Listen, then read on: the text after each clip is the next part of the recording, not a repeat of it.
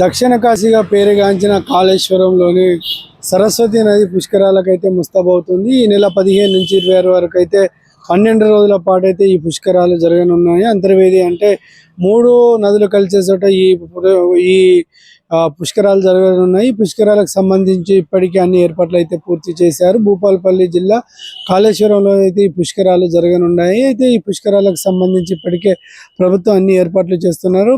12 రోజుల పాటు జరిగే పుష్కరాలకు వివిధ రాష్ట్రాల నుంచి అయితే వచ్చే అవకాశం ఉన్న నేపథ్యంలో ఇప్పటికే అధికారులు దీనికి సంబంధించిన రూట్ మ్యాప్ కావచ్చు, దర్శనం చేసుకునే విధంగా కూడా అన్ని ఏర్పాట్లను అయితే పూర్తి చేసుకున్నారు. అయితే ఈ పుష్కర స్నానానికి సంబంధించి అయితే ఇప్పటికే నది స్నానాలతో పాటు కోనేసి స్నానాలు, సముద్ర స్నానాలు, మంగ స్నానాలు, హిందూ సంప్రదాయం, అలాగే తీర్థయాత్రలు, పుణ్యక్షేత్ర దర్శనం కూడా నీటితో ముడిపోయి ఉంది.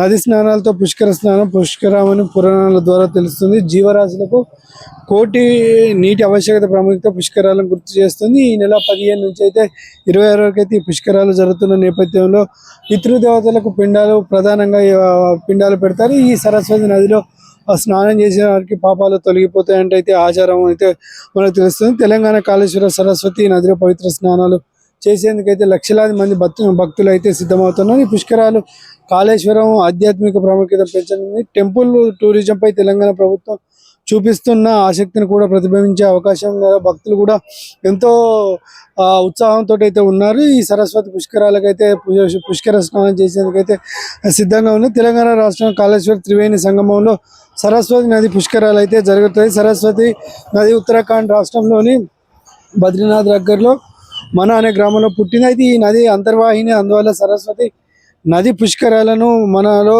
తెలంగాణలో, మహారాష్ట్ర, ఆంధ్రప్రదేశ్, ఛత్తీస్గఢ్లో అయితే రాష్ట్రాల నుంచి భక్తులు వస్తారు. నదిలో సమృద్ధిగా నీళ్లు ఉండి పుష్కరాలు విజయవంతంగా జరిగిన తెలంగాణ ప్రభుత్వం అయితే ఇప్పటికీ అన్ని తెలుస్తుంది. మొన్న మనం చూసుకున్నట్టయితే ఉత్తరప్రదేశ్లోని ప్రయాగలో అయితే మహాకుంభమేళ జరిగింది. 114 సంవత్సరాలకు ఒకసారి జరిగే ఈ మహాకుంభమేళ అయితే దాదాపుగా 46 రోజుల పాటు ఏకదాటిగా జరగడం మనం చూసుకోవచ్చు. అయితే ఈ పుష్కరాలకైతే కొన్ని వేల కోట్ల మంది అయితే దీని పుష్కర స్నానం చేసినట్లు చూసుకోవచ్చు.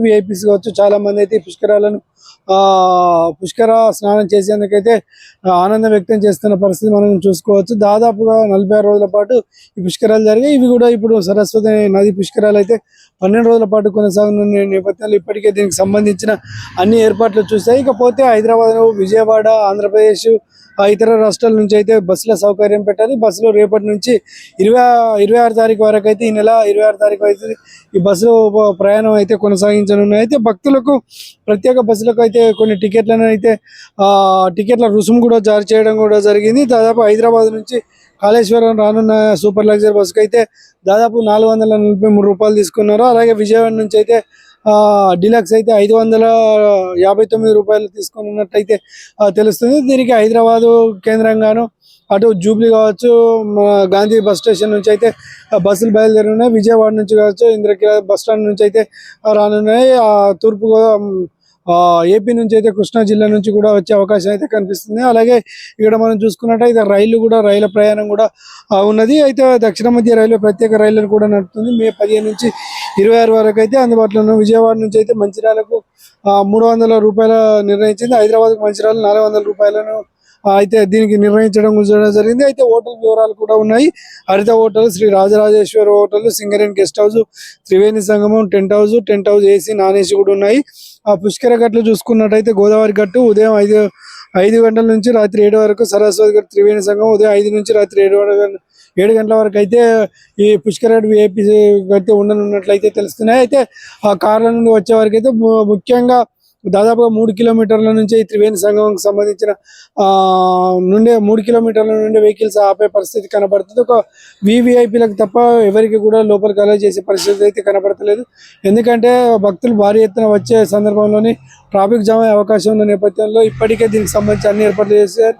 భక్తులు ఎండాకాలం ఎండాకాలాన్ని దృష్టిలో ఉంచుకొని ఎవరికి ఇబ్బంది కాకుండా చలవ పందిళ్ళు అలాగే త్రాగునీరుని అయితే ఏర్పాటు చేయడం జరిగింది. ఇసుకలో నడవడానికి ఇబ్బంది పడుతున్న నేపథ్యంలో కొన్ని కార్పెట్లు కూడా పరచడం కూడా జరిగింది. దీనిపైన భక్తులు నడిచి ఆ పుణ్యస్థానాలు ఆచరించాలని అయితే ప్రభుత్వం అయితే అన్ని ఏర్పాట్లు చేస్తుంది. ప్రభుత్వం దీనికి కొద్దిగా అమౌంట్ కూడా రిలీజ్ కూడా చేయడం జరిగింది. ఈ నేపథ్యంలో 15 నుంచి 26 వరకు అయితే ఈ పుష్కర స్నానాలు జరగనున్న నేపథ్యంలో భక్తులు పుష్కర స్నానం చేసేందుకైతే వేచి చూస్తున్న పరిస్థితి కనబడుతుంది. ఎల్లుండి మే 15 నుంచి 26 వరకు అయితే ఈ పుష్కర స్నానాలు అయితే జరగనున్నట్టయితే మనకు తెలుస్తుంది.